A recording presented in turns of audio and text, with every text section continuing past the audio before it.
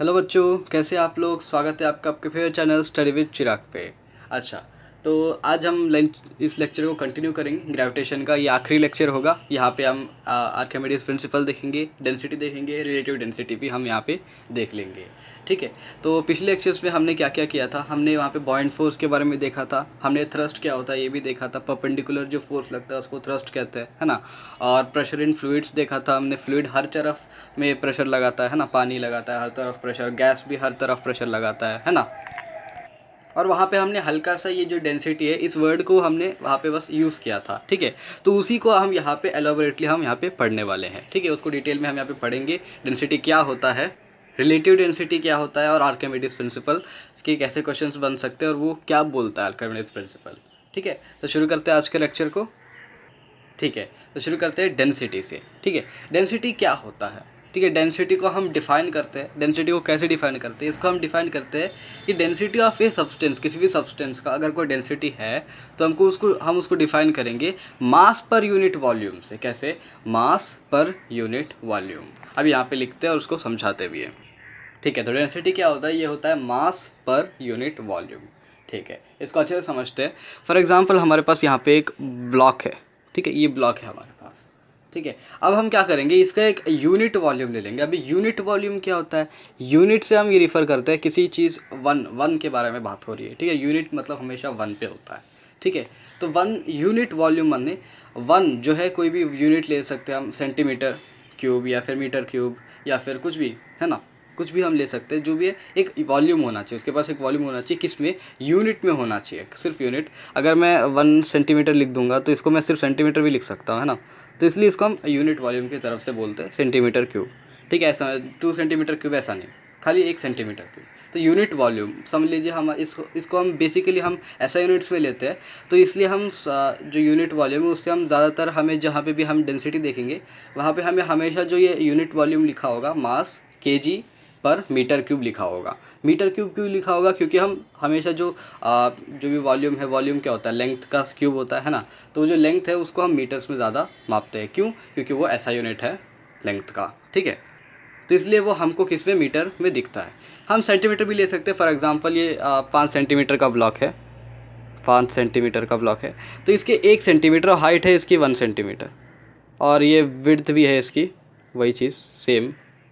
ठीक है, 3D block बना लेते हैं, जो भी है सब सेम है। और ये भी 1 सेंटीमीटर ही है। ठीक है, this is also 1 centimetre, height और ब्रेथ 1 सेंटीमीटर। अब इस ब्लॉक का मैं एक पार्ट लूँगा, ये पार्ट। ठीक है, ये जो पार्ट है ये मैंने बनाया, इस पार्ट को मैं लूँगा और बोल दूंगा ये एक यूनिट सेंटीमीटर, मतलब सेंटीमीटर क्यूब जितना ये वॉल्यूम है। इसका वॉल्यूम क्या है, 1 सेंटीमीटर क्यूब। इसका वॉल्यूम क्या है, 1 सेंटीमीटर क्यूब। अब इतने वॉल्यूम में इस ब्लॉक के 1 सेंटीमीटर क्यूब के वॉल्यूम में कितना मास प्रेजेंट है, कितना मास है इस चीज़ में, वो क्या है, उस चीज़ का डेंसिटी। फॉर एग्जांपल यहाँ पे मास है 1 ग्राम का, तो इसका क्या हो जाएगा, इसका डेंसिटी हम कैसे लिखते हैं, 1 ग्राम पर सेंटीमीटर क्यूब। ऐसे हम इस डेंसिटी को लिखते हैं। ठीक है, और इसको हम यहाँ पे सिंपल फार्मूला भी लिख सकते हैं। यहाँ पे दिख रहा है ना आपको, ये क्या है, ये मास का यूनिट है, और ये क्या है, ये लेंथ का यूनिट है, और ये क्यूब लगा हुआ है। तो सिंपली हम डेंसिटी को लिख सकते हैं, डेंसिटी इक्वल्स मास पर यूनिट वॉल्यूम। मास मतलब m लिख सकता हूँ मैं, इसको स्मॉल m कैपिटल m चलेगा, कुछ भी चलेगा। मास पर यूनिट वॉल्यूम, है ना। वॉल्यूम v लिख सकते हैं या फिर l क्यूब, जो भी आपका मन करे। ठीक है, v लिखना ज़्यादा सही रहेगा, क्योंकि वॉल्यूम को हम v से डिनोट करते हैं, है ना। क्यूबॉइड भी हो सकता है, कोन भी हो सकता है, कुछ भी हो सकता है ना। तो l क्यूब लिखना ज़्यादा बेटर नहीं रहेगा, v लिख देते हैं हम। ठीक है, और डेंसिटी को जो है इसको हम किससे मतलब किससे रिप्रेजेंट करते हैं, इसको हम रिप्रेजेंट करते हैं रो से। किससे, रो से, रो, ROH, रो करता है इसको। ठीक है, ये ग्रीक का अल्फ़ाबेट है, एक ग्रीक का अल्फ़ाबेट है। ठीक है, तो इसको हम रो से इसको क्या बोलते हैं, दिखाते हैं कि डेंसिटी ऐसा है। ये एक्चुअली इसका यूनिट नहीं है, इसका यूनिट है ग्राम पर सेंटीमीटर क्यूब या केजी पर मीटर क्यूब। ठीक है, इसका ये जो है ये एक सिंबल है। ठीक है, जैसे हम मास को m से लिखते हैं, उसका यूनिट तो केजी होता है ना, तो वैसे ये भी उसका एक सिंबल है।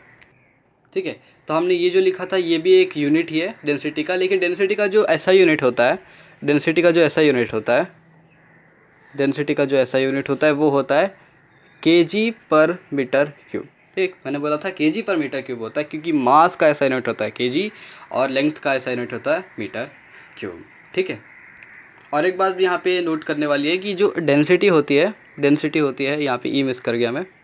डेंसिटी जो होती है, डेंसिटी ये एक स्केलर क्वांटिटी होती है। क्या होती है? स्केलर क्वांटिटी होती है। ये होती है एक स्केलर क्वांटिटी। इसमें मतलब डायरेक्शन नहीं होता। डेंसिटी का कोई डायरेक्शन थोड़ी ना हो सकता है। मैंने मास लिख दिया और उसके नीचे वॉल्यूम लिख दिया, ऐसा खुद थोड़ी ना डेंसिटी हो सकता। डेंसिटी मतलब एक वॉल्यूम में कितना मास प्रेजेंट है। ऐसा नहीं कि एक वॉल्यूम में नेगेटिव मास प्रेजेंट होगा, एक वॉल्यूम में पॉजिटिव मास प्रेजेंट होगा, वॉल्यूम को नेगेटिव में ले लेंगे, ऐसा तो नहीं होता ना। तो इसलिए डेंसिटी का जो है सिर्फ एक ही डायरेक्शन, इसका कोई डायरेक्शन ही नहीं होता।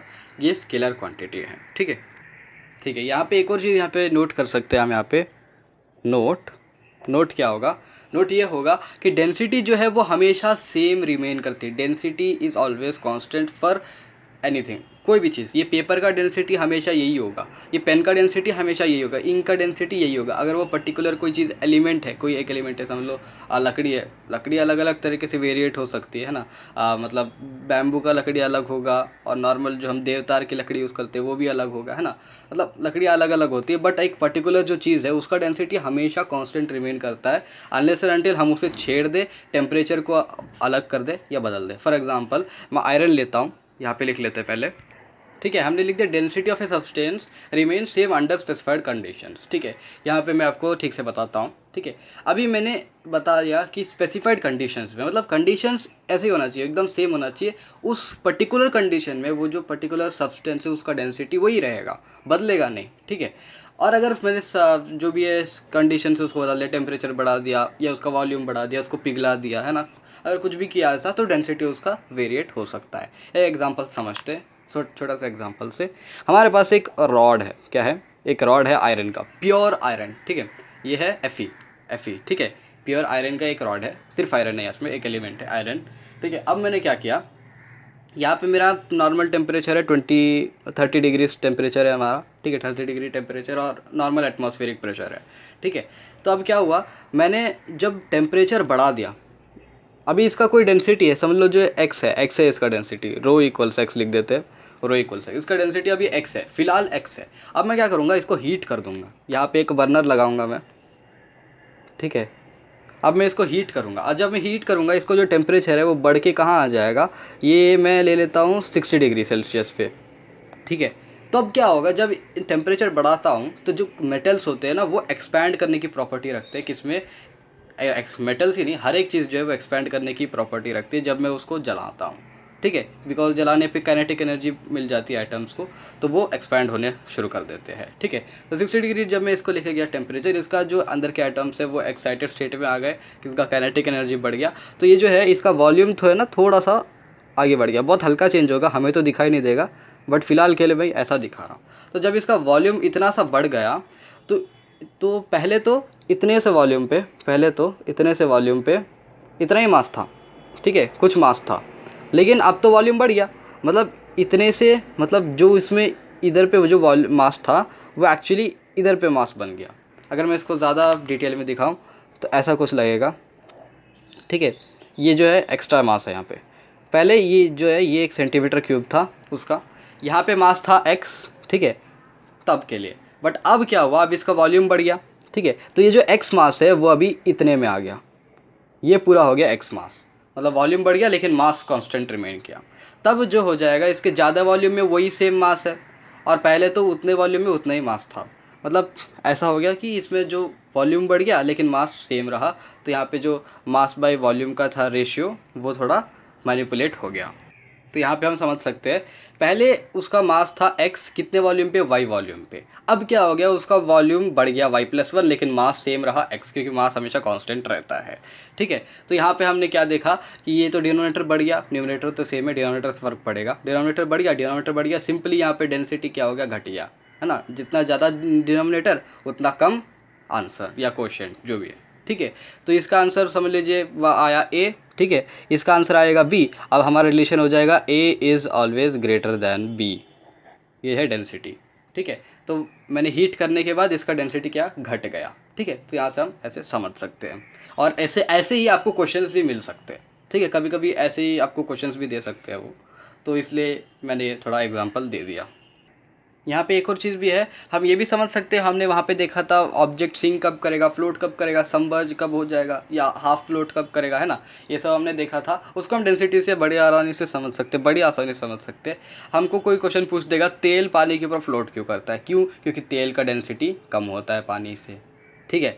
हाँ, ऑक्सीजन हम देखते हैं, अगर मैं नीचे ड्राई आइस ले लूँ, एक टब ले लूँ, यहाँ पे मैं ड्राई आइस डाल दूँ और उसके ऊपर एक बैलून लूँ और बैलून को यहाँ पे प्लेस कर दूँ, बैलून जो होगा वो फ्लोट करने लगेगा। क्यों, क्योंकि बैलून के अंदर जो हवा है वो कार्बन डाइऑक्साइड से लाइटर है, कार्बन डाइऑक्साइड का डेंसिटी ज़्यादा होता है उनके मुकाबले, ठीक है। इसको आप वहाँ से भी समझ सकते हैं। यहाँ पे आप उसका मोल्स निकालेंगे, फिर मोल्स के बाद मोलार मास निकालेंगे, तब आप आराम से समझ जाएंगे कि ऑक्सीजन का जो मास है, कार्बन का मास जो है, और बाकी जो एयर का मास है और कार्बन का मास है, वो अलग अलग होता है, कार्बन डाइऑक्साइड का मास, ठीक है। तो इस हिसाब से हम यहाँ पे देख सकते हैं कि बैलून क्यों फ्लोट करता है, ये भी जस्टिफाई होता है, ठीक है। वैसे आपको वो पूछ सकता है कि एक कैन है, ठीक है, फॉर एग्जाम्पल मैं क्वेश्चन ही ले लेता हूँ उसको, है ना। यहाँ पे सिंपल अंडरस्टैंडिंग है, अगर जो डेंसिटी है वो पानी के डेंसिटी से कम हो गया तो फ्लोट करेगा, पानी के डेंसिटी से ज़्यादा हो गया तो सबमर्ज कर जाएगा, पानी के डेंसिटी के बराबर आ गया तो हाफ सबमर्ज करेगा, ठीक है। तो यहाँ पे एक क्वेश्चन ले लेते हैं। ओके, तो ये क्वेश्चन में लिख दिया है, a sealed can of mass 700 gram has a volume of 500 centimetre cube, will this can sink in water, ठीक है, पूछ रहा है sink in water, question mark, sink in water, ठीक है। डेंसिटी ऑफ वाटर दिया हुआ है हमको 1 ग्राम पर सेंटीमीटर क्यूब, यहाँ पे -3 लिखा है, इसका मतलब वही चीज़ हो गया 1 ग्राम पर सेंटीमीटर क्यूब, ये दोनों एक ही बात है, ऊपर माइनस दिया यहाँ पे नहीं है, ठीक है, ऐसा कर सकते हैं, ठीक है। तो यहाँ पे आप क्वेश्चन को ट्राई करिए अपने आप से और आंसर कमेंट बॉक्स में लिखिए, ठीक है। मैं वेट करता हूँ 5 सेकंड तक, पॉज करिए, इसको ट्राई करिए, 1 2 3 4 5, ठीक है। अब मैं यहाँ पे आंसर लिखता हूँ, ठीक है। सबसे पहले हम इसको कंपेयर कैसे, मतलब देखेंगे कैसे ये सिंक करेगा कि नहीं करेगा। सिंपल है, हमको क्या करना पड़ेगा, सबसे पहले हमको ये निकालना पड़ेगा कि इसका डेंसिटी क्या है, फिर बाद में डेंसिटी कंपेयर करके हम आराम से निकाल लेंगे कि सिंक करेगा या फ्लोट करेगा, ठीक है। तो डेंसिटी निकालते हैं, ठीक है। तो डेंसिटी कैसे निकालते हैं, मास पर यूनिट वॉल्यूम, रो का फॉर्मूला क्या था, मास बाय वॉल्यूम, वॉल्यूम दिया हुआ है, मास दिया हुआ है, निकाल लेते, ठीक है।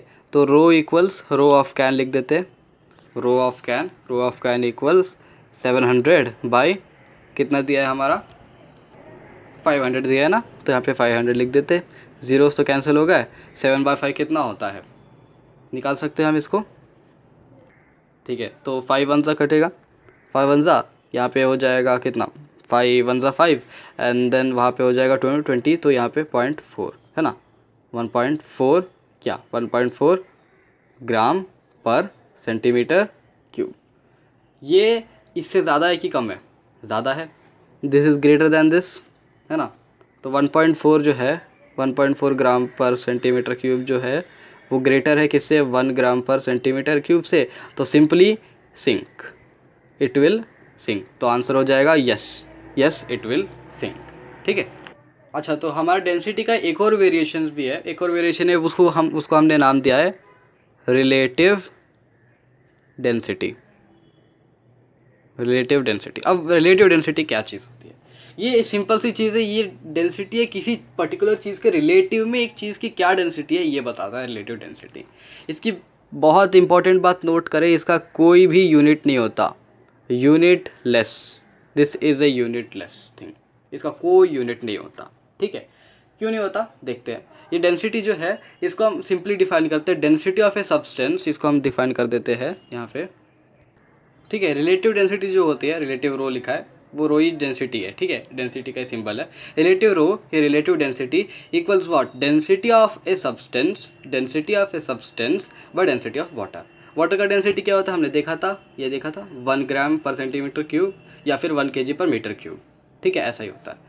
तो जो 1 kg नहीं होता, वहाँ पे 1000 kg होता है, ठीक है, 1 kg नहीं, 1000 kg पर मीटर क्यूब, ऐसा होता है वाटर का डेंसिटी, ठीक है। तो डेंसिटी ऑफ वाटर नीचे कर देंगे, डेंसिटी ऑफ सब्सटेंस कर देंगे, तो यहाँ पे अगर हम इसको फुल फॉर्म में यहाँ पे लिखे डेंसिटी पूरा फॉर्मूला लगा के, तो हम यहाँ पे लिख सकते हैं इसको, वैसे यहाँ पे तो दिख ही रहा है ना, यहाँ पे कैंसिल हो जाएगा, दोनों का जो डेंसिटी है सेम ही करना पड़ेगा हमको। अगर इसको kg पर मीटर क्यूब लिखेंगे, इसको भी kg पर मीटर क्यूब लिखना पड़ेगा, इसको ग्राम पर सेंटीमीटर क्यूब तो इसको भी ग्राम पर सेंटीमीटर क्यूब, तो लास्ट में जो है ये बाई में है तो दोनों यूनिट्स कैंसिल हो जाएंगे, तो सिंपली ये यूनिटलेस आएगा, ठीक है। इसको तो इसको अगर हम यहाँ पे बड़ा करके लिख देंगे तो ऐसा बन जाएगा हमारा फॉर्मूला कि mass of substance by volume of substance into volume of water by mass of water. ये इनटू क्यों आया, क्योंकि डेंसिटी ऑफ वाटर यहाँ पे बाई में है, तो अगर उसको हम ठीक करते हैं तो ये इन्वर्स हो जाएगा और यहाँ पे मल्टीप्लिकेशन का सिंबल लग जाएगा। तो इस तरह से ये बड़ा सा फॉर्मूला आ गया हमारे पास। ठीक है, तो बेसिकली रिलेटिव डेंसिटी का यूज़ क्यों होता है, ये इसलिए यूज़ होता है कि हम एक पर्टिकुलर चीज़ का, कोई भी एक सब्सटेंस है उसका हम डेंसिटी जो है कंपेयर करते हैं किससे, उसका डेंसिटी हम बोलते हैं इन कंपैरिजन टू वाटर, कि वाटर के मुकाबले उसका जो डेंसिटी है वो कैसा है। फॉर एग्जांपल मैं बोलूँ आयरन का डेंसिटी है 8.7, ठीक है, इसका मतलब है कि 8.7 जो आयरन है वो 8.7 टाइम्स हैवियर देन वाटर है ना। तो ये बताना चाहते हैं, वहाँ पे 8.7 मीटर ऐसा कुछ नहीं आएगा, वो यूनिट लेस होता है क्योंकि यहाँ पे यूनिट कैंसिल हो जाता है। ठीक है, तो वहाँ पे यूनिट कैंसिल हो जाएगा। और यहाँ पे एक नोट कर लेते हैं, यहाँ पे नोट क्या होगा, वाटर का डेंसिटी क्या क्या होता है। ओके, डेंसिटी ऑफ वाटर क्या होता है, यहाँ पे दो तरीके से हम इसका डेंसिटी लिख सकते हैं, एक ग्राम में लिखूंगा और एक केजी वाले में लिखूंगा। ठीक है, दो यूनिट्स पे। अगर हम केजी पे लिखते हैं तो ये हो जाएगा 1000 kg पर मीटर क्यूब, और अगर ग्राम में लिखूंगा तो 1 ग्राम पर सेंटीमीटर क्यूब। ठीक है, तो ये दो डेंसिटीज है जो वाटर की मोस्ट कॉमनली यूज़ होती है। अगर एग्जाम में आपको अलग दे देता है इसका डेंसिटी तो कोई बात नहीं, हम उसके हिसाब से इसका रिलेटिव डेंसिटी या बाकी जो भी हमें निकालना है वो आराम से निकाल सकते हैं।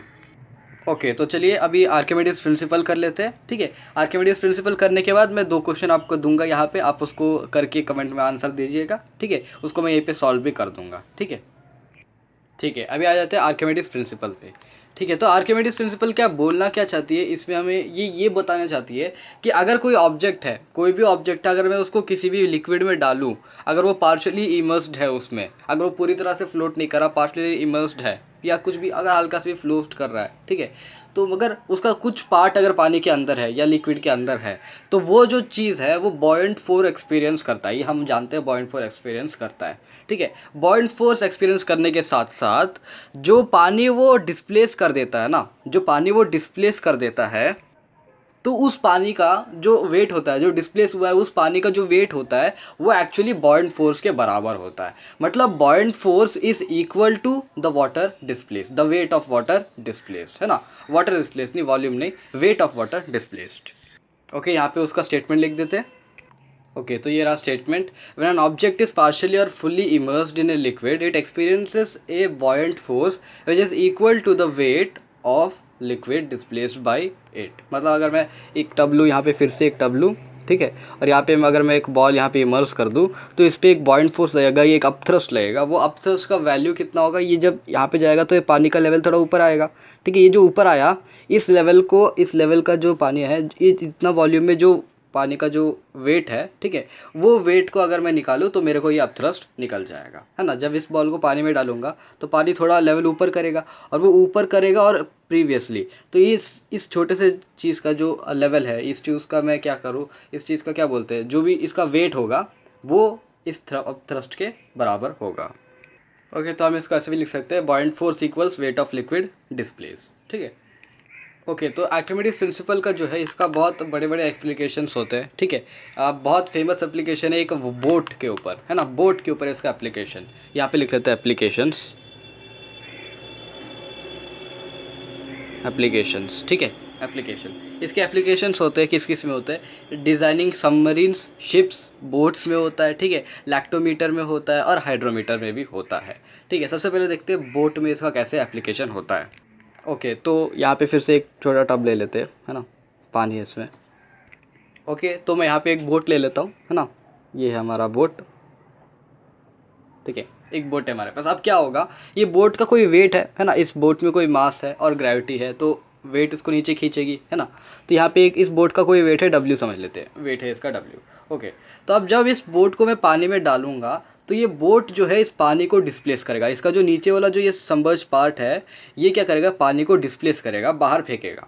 ठीक है, जब ये डिस्प्लेस करेगा वो पानी का भी कोई वेट होगा, है ना, और एक टाइम आएगा जब वो पानी का वेट और बोट का वेट दोनों बराबर हो जाएंगे। ठीक है, जब ये दोनों बराबर हो जाएंगे तब आर्किमिडीज के हिसाब से बॉयंट फोर्स और वेट के इक्वल हो जाएगा, तो ये बोट आराम से ऊपर फ्लोट करने लगेगा, फ्लोट करना शुरू कर देगा। मतलब अगर एक ऑब्जेक्ट का वेट और पानी का डिस्प्लेस्ड वेट जो है वो दोनों अगर बराबर हो जाते हैं तो ऑब्जेक्ट जो है वो फ्लोट करने लगता है।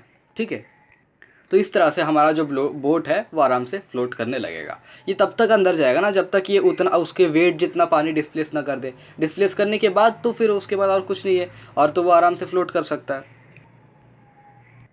ठीक है, तो ये एक एप्लीकेशन हो गया। पहला एप्लीकेशन क्या था? बोट और सबमरीन भी यही इसी चीज़ के ऊपर फंक्शन करता है ना। बोट सबमरीन इसी चीज़ के ऊपर फंक्शन करते हैं।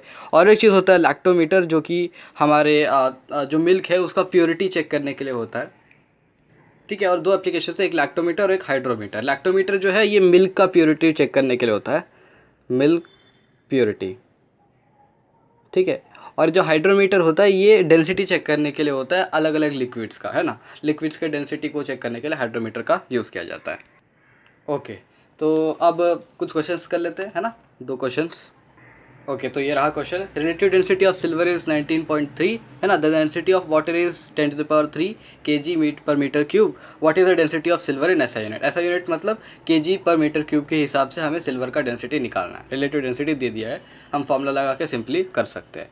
ठीक है, पॉज करिए वीडियो को और करिए। 1 2 3 4 5। ठीक है, चलिए मैं कर रहा हूँ सॉल्यूशन। ओके, तो फॉर्मूला क्या है? Relative density equals density of substance by density of water, है ना। Density of substance by density of water. Relative density दे दिया है 19.3, है ना। क्या दिया है? 19.3 इक्वल्स क्या? हमारा डेंसिटी ऑफ सब्सटेंस तो जानते नहीं, x पकड़ लेते हैं। ठीक है, x bye density of water है हमारा, है ना, 1000 लिख लेते हैं। 1000 kg पर मीटर में ही सारा लिख रहे हैं, है ना, kg पर मीटर क्यूब पे, इसलिए हमने x को ऐसे ही रहने दिया। अब ये सिंपली यहाँ पे मल्टीप्लाई हो जाएगा और x का निकल जाएगा हमारा। ठीक है, ठीक है, तो हमारा x क्या आ गया? 19300 kg पर मीटर क्यूब। ठीक है, अब इसको आप सिंपल साइंटिफिक नोटेशन में लिखना चाहे तो आपकी मर्जी, आप लिख सकते हैं इसको 19.3 इंटू 10⁻³ कर सकते हैं, या फिर आप 1.93 इंटू 10⁻⁴ कर सकते हैं, आपकी मर्जी, आप उसको कैसे भी लिख सकते हैं। बस हमारा मेन आंसर यहीं तक है, इसको हम kg पर मीटर क्यूब में यहाँ पे हमें बस ऐसे लिख देना है। तो ये हमारा क्वेश्चन सॉल्व हो गया। और अगर आपको कहीं पे ऑप्शंस दिया हो तो आप ऑप्शन के हिसाब से इसको रेक्टिफाई कर सकते हैं। ओके, तो ये रहा question. If an iron rod is immersed in water, it displaces 8 kg of water, how much buoyant force is acting in SI unit? 8 kg weight नहीं है, ये मास है ना। और SI यूनिट में फोर्स लिखो मतलब ये न्यूटन में लिखना है, हमको डाइन में नहीं लिखना, हमको न्यूटन में फोर्स का लिखना है, जो भी वैल्यू आता है। ठीक है, तो इसको करिए पॉज करके। 1 2 3 4 5। ठीक है, चलिए सोल्यूशन की बारी। ओके, तो हम जानते हैं बॉइंट फोर्स, यहाँ पे लिख देता हूँ एफ बी मतलब बॉइंट फोर्स इक्वल्स क्या होता है? Wait of liquid displace, W लिख देते हैं। ठीक है ना। अब W निकाल सकते हैं हम, जैसे W निकाल लेंगे एफ बी निकल जाएगा। W कैसे निकालेंगे? W क्या होता है? mg, हमने देखा था mg मास इनटू ग्रेविटी, है ना। ग्रेविटी हमको जानते हैं, हम इसको 9.8 आप क्वेश्चन के हिसाब से दे सकते हैं। यहाँ पे फिलहाल हम इसको कैलकुलेशन ईजी करने के लिए, अगर आपको क्वेश्चन में नहीं दिया होता है तो ज़्यादातर अगर आप अपने कैलकुलेशन के हिसाब से उसको चूज़ कर सकते हैं, है ना। मैं ग्रेविटी को अपने हिसाब से चूज़ कर सकता हूँ। यहाँ पे कोई पॉइंट में मेरे को दिया नहीं है, तो फिलहाल मैं इसको 10 में ले सकता हूँ या 9.8, आपकी मर्जी। मैं यहाँ पे 10 लेके कर रहा हूँ। फॉर एग्जाम्पल मैं यहाँ पे लिख देता हूँ। ठीक है, इस क्वेश्चन में स्पेसिफाइड है। ठीक है, अगले क्वेश्चन में आप नहीं स्पेसिफाइड है तो कैलकुलेशन के हिसाब से आप इसको चूज़ कर सकते हैं। ठीक है, तो W हमारा क्या आ गया? 8 इंटू 10 मास इंटू ग्रेविटी, और W क्या हो गया? 80 न्यूटन। तो 80 न्यूटन यही जो चीज़ है, ये FB का भी वैल्यू हो जाएगा।